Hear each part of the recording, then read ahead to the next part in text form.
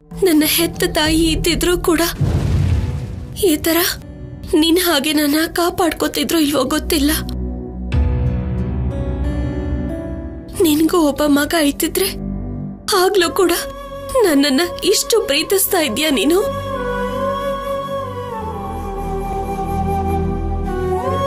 ಅನುಮಾನ ಯಾಕಮ್ಮ? ಯಾರಿದ್ರು ಎಷ್ಟು ಜನ ಇದ್ರು ಕೂಡ ನಿನ್ನ ಮೇಲಿನ ಪ್ರೀತಿ ಯಾವಾಗ್ಲೂ ಹೀಗೆ ಇರುತ್ತೆ. ನಿನಗ್ ಬೇಜಾರ್ ಮಾಡೋದಕ್ಕೆ ಹಾಗೆ ಹೇಳಿಲ್ಲಮ್ಮ.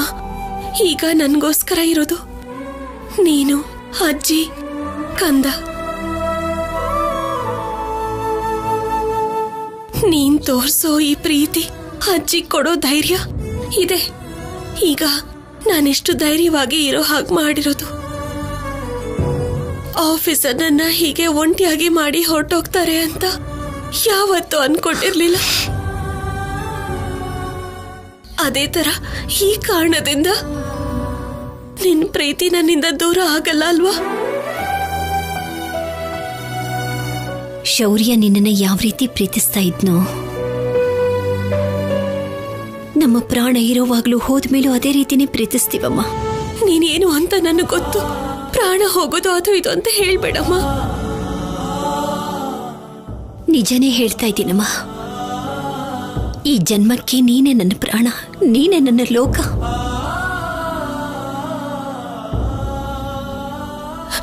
ಅಮ್ಮ, ನನಗ್ಯಾರು ಇಲ್ಲ ಅಂದಿದ್ರೆ ನಾನು ಏನಾಗೋಗ್ತೀನೋ ಅಂತ ಆ ದೇವರು ನನಗೆ ಕೊಟ್ಟಿರೋ ವರ ನಮ್ಮ ನೀನು.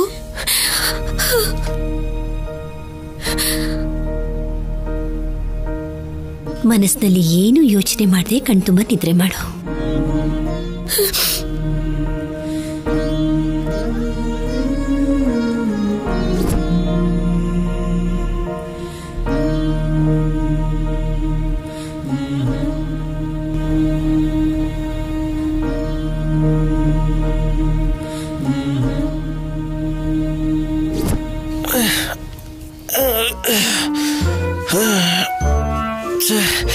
ಅಯ್ಯೋ, ನೆಮ್ಮದಿಯಾಗಿ ನಿದ್ರೆ ಕೂಡ ಬರ್ತಿಲ್ಲ.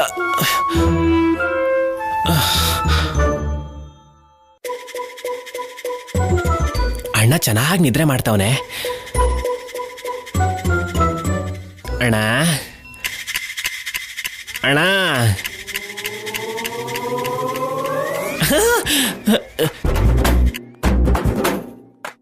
ಅದೇನಣ್ಣ ಹಾಗೆ ಭಯ ಪಡಿಸ್ದೆ?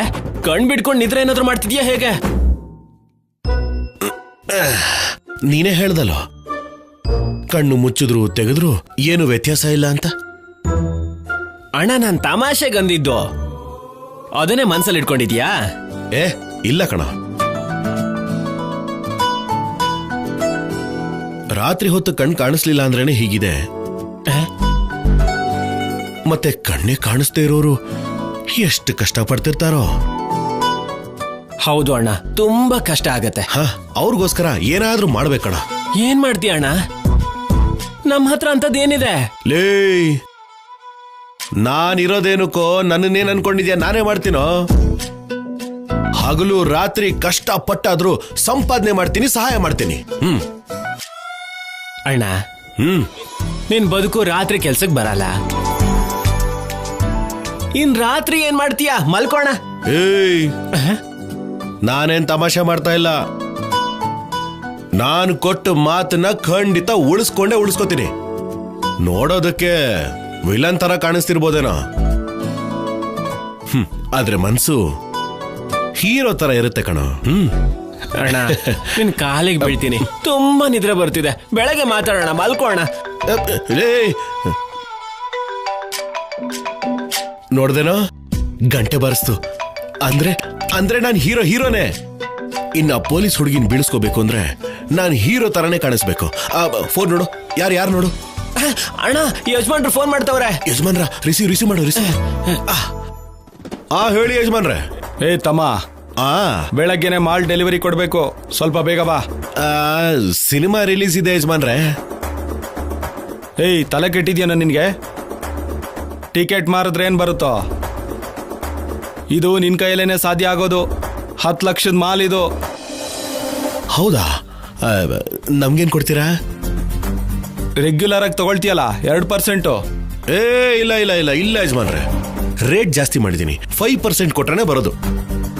ಅಲ್ಲ ಕಣಪ್ಪ, ನೆನ್ನೆವರೆಗೂ 2% ತಗೋತಿದ್ದೆ. ನೆನ್ನೆವರೆಗೂ ನಾನು ಒಬ್ನೇ ಇದ್ದೆ. ಆದ್ರೆ ಇವಾಗ ಹೊಸದಾಗಿ ನನ್ನ ಜೀವನದಲ್ಲಿ ಒಂದು ಹುಡುಗಿ ಬಂದಿದ್ದಾಳೆ ಯಜಮಾನ್ರೆ. ಅವಳನ್ನ ಮದ್ವೆ ಆಗ್ಬೇಕು ಅಂದ್ರೆ ದುಡ್ಡು ಬೇಕು ತಾನೆ. 5% ಅಂದ್ರೆ ಜಾಸ್ತಿ ಆಯ್ತಲ್ವಾ? ಹಾಗಾದ್ರೆ ಬೇರೆಯವರು ನೋಡ್ಕೊಳ್ಳಿ. ಏ ಸರಿ, ಕೊಡ್ತೀನಿ ಬಿಡಪ್ಪ. ಸರಿ, ಬರ್ತೀನಿ ಬಿಡಿ ಯಜಮಾನ್ರೆ.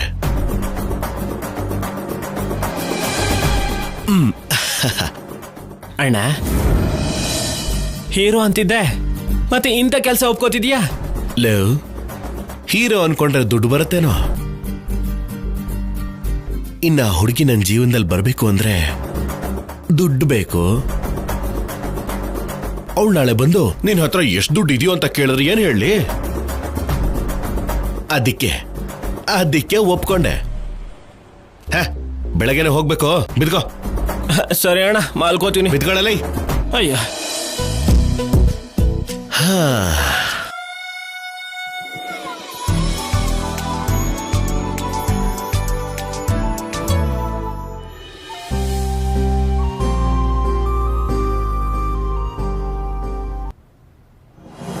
ಒಲೆ ಸಾರಿಸಿ ಗುಡಿಸಿ ರಂಗೋಲಿ ಇಟ್ಟು ಅನ್ನಕ್ಕಿಟ್ಟು ತುಪ್ಪ ಬಡಿಸಿ ಊಟ ಮಾಡಿಸಿ. ಹೇ ಅಮ್ಮ ಬಂತು ನೋಡು. ಬಾ ಕಂದ.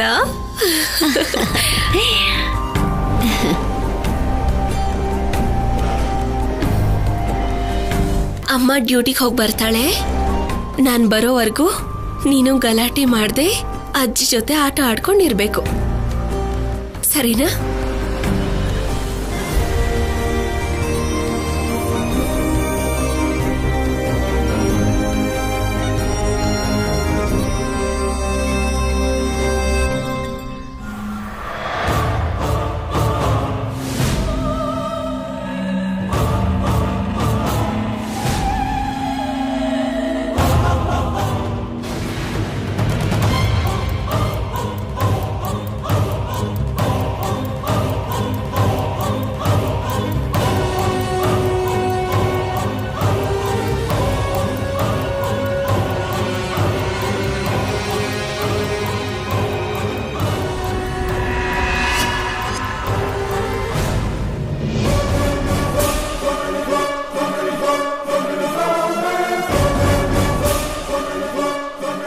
ಏನೇ ನಮ್ಮನ್ನ ಅಳಿಸಿದ್ ಸಾಲ್ದು ಅಂತ ಈಗ ಆ ಎಳೆ ಮಗುನು ಅಳಿಸ್ತಾ ಇದ್ಯಾ?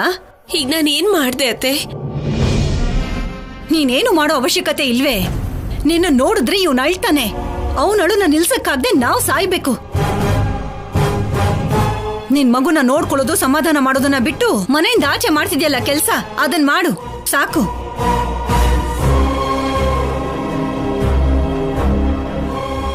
ಸರಿ ಅತ್ತೆ,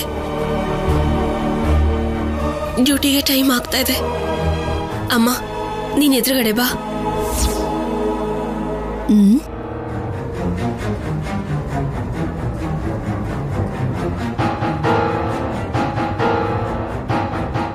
ಈ ನಂಬಿಕೆಗಳಿಗೆ ಏನು ಕಮ್ಮಿ ಇಲ್ಲ.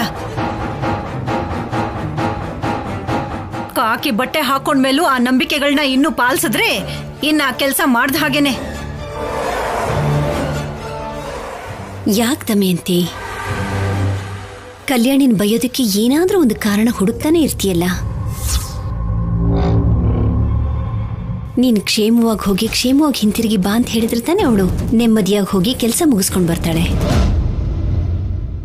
ನನ್ ಮಗನ್ ವಿಷಯದಲ್ಲೂ ನೀವು ಮಾಡಿದ ಅದೇ ತಾನೆ. ಅಮ್ಮ ಮಗಳು ಇಬ್ರು ಕೇಳ್ಕೊತಾ ಇದ್ರಲ್ಲ ಕ್ಷೇಮವಾಗಿ ಹೋಗಿ ಲಾಭವಾಗಿ ಬಾ ಅಂತ. ಏನಾಯ್ತು?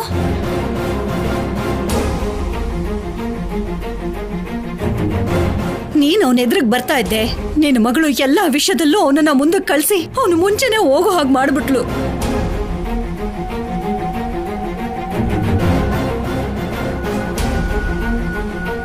ಕೊನೆಗೆ ಹೊಟ್ಟೆ ಸಂಕಟ ಉಳ್ದಿತ್ತು ನನಗಲ್ವಾ?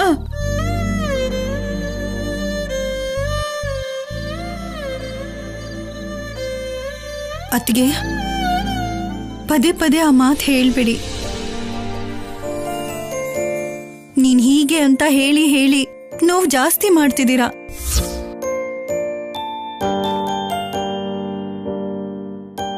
ಆ ದೇವ್ರು ಶೌರ್ಯನ್ ಹಣೆ ಬರ ಇಲ್ಲಿವರೆಗೂ ಬರ್ದಿದ್ದ ಅಂತ ಅನ್ಕೊಂಡು ಮನಸ್ಸಿಗೆ ಸಮಾಧಾನ ಹೇಳ್ಕೋಬೇಕು.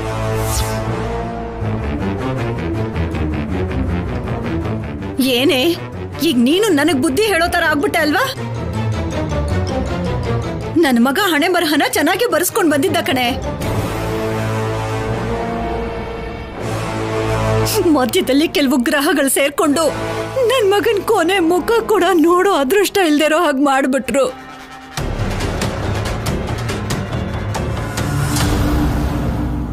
ಅದಕ್ಕೆ ಇವ್ರಂದ್ರೆ ನನಗ್ ಕೋಪ.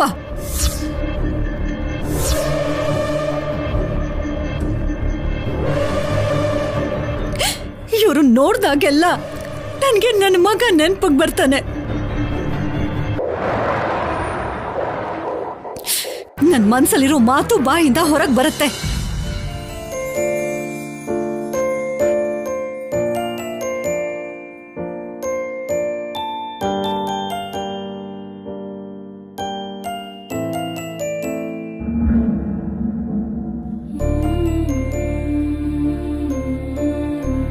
ಅಮ್ಮ,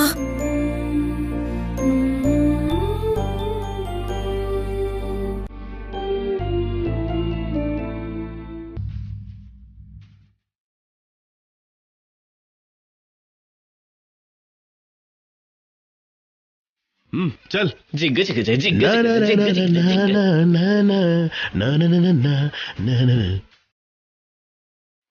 ಓಕೆ ಓಕೆ, ನಾನು ಇನ್ನೊಂದು ಗಂಟೆಲಿ ಕಳಿಸ್ಕೊಡ್ತೀನಿ. ಯಜಮಾನ್ರೇ ನಮಸ್ಕಾರ. ಸರಿ ನಮಸ್ತೆ, ಕೆಳಗ್ ಬನ್ನಿ. ಬಂದ್ವಿ. ಅಣ್ಣ ಆ ಕಡೆ.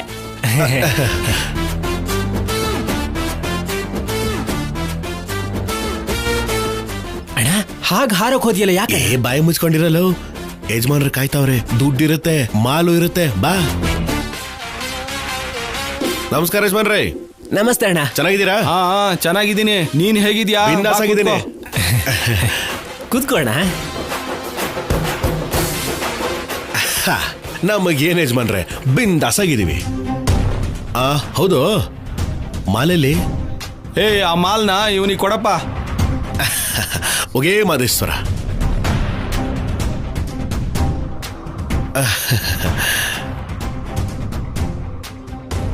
ಏನ್ ಯಜಮಾನ್ರೆ, ಸಿಕ್ಕಾಪಟ್ಟೆ ಭಾರ ಐತೆ. ಬಂಗಾರದ ಬಿಸ್ನೆಸ್ ಏನಾದ್ರು ಶುರು ಮಾಡಿದೀರಾ ಹಿಂಗೆ? ಅಷ್ಟಿಲ್ಲ ಬಿಡು.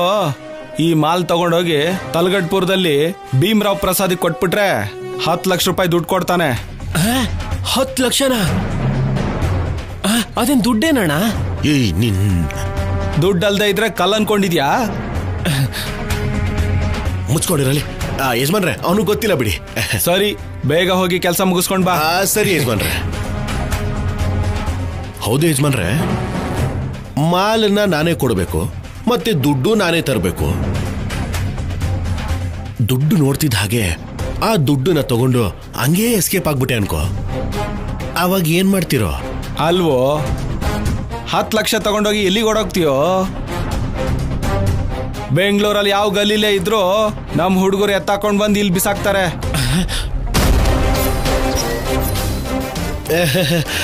ಸುಮ್ನೆ ತಮಾಷೆ ಮಾಡ್ದೆ. ನೀನ್ ಸಿನಿಮಾದಲ್ಲಿ ವಿಲ್ಲನ್ ತರ ಅಲ್ವೋ, ಹೀರೋ ತರ.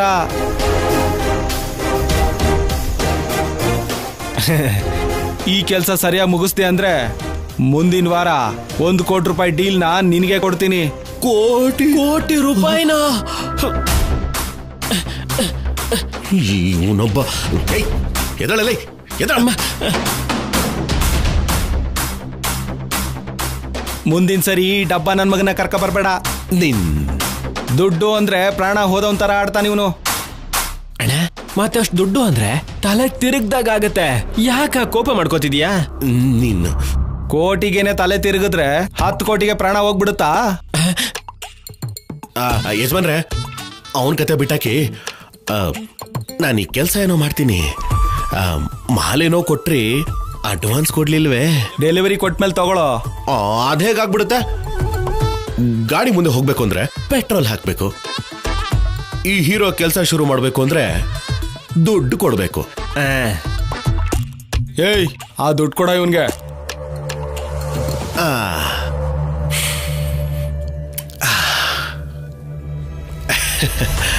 ಬೇಗ ಹೋಗಿ ಮಾಲ್ ಕೊಟ್ಟು ದುಡ್ಡು ತಗೊಂಡ್ ಬಾ. ಬುಲೆಟ್ ತರ ಹೋಗ್ಬೇಕು, ಬೇಗ ಬರ್ಬೇಕು. ಪೊಲೀಸವ್ರಿಗೆ ಅನುಮಾನ ಬರ್ದೇ ಇರೋ ತರ ಬೇಗ ಹೋಗಿ ಬೇಗ ಬರ್ಬೇಕು. ಅಣ್ಣ ನಮ್ಮ ಅಣ್ಣ ಬಂದ್ಮೇಲೆ ಕೆಲ್ಸ ಆದಂಗೆ. ನೋಡ್ತಮ್ಮ, ನಮಗಿಂತ ಮೊದ್ಲು ಬೇರೆಯವನ್ ಮಾಲ್ ಕೊಡ್ತಿದ್ದ. ಅವ್ನ್ ಕೊಡಕ್ಕಿಂತ ಮುಂಚೆ ನಾವು ಮಾಲ್ ಕೊಟ್ಬಿಟ್ರೆ ಅವನ್ಗೆ ಇನ್ಮೇಲೆ ಅವನು ನಮ್ಮ ಹತ್ರನೇ ಮಾಲ್ ತಗೋತಾನೆ. ನನಗೆ ಎಷ್ಟು ಟೈಮ್ ಕೊಡ್ತೀರಾ ಯಜಮಾನ್ರೆ? 1 ಗಂಟೆಯಲ್ಲಿ ಕೆಲಸ ಮುಗಿಸ್ಬೇಕು. ಅರ್ಧ ಗಂಟೆಲಿ ಕೆಲಸ ಮುಗಿಸ್ಕೊಂಡು ದುಡ್ಡು ಜೊತೆಲಿ ಥಿಯೇಟರ್ ಹತ್ರ ಬಂದಿರ್ತೀನಿ. ಲೈ ಮಗ, ಅಣ್ಣ ಕ್ಯಾಚ್ ಇಟ್.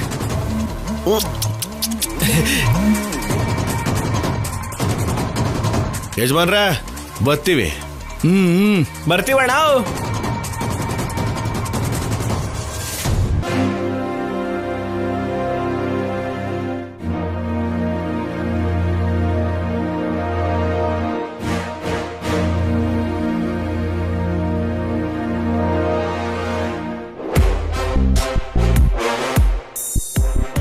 ಈ ಬಿಸಿಲಲ್ಲಿ ಕೇಳಿ ಕೇಳಿ ಇಲ್ಲೇ ಡ್ಯೂಟಿ ಹಾಕಿಸ್ಕೊಂಡಿಯಲ್ಲ, ಯಾಕೆ ಕಲ್ಯಾಣಿ?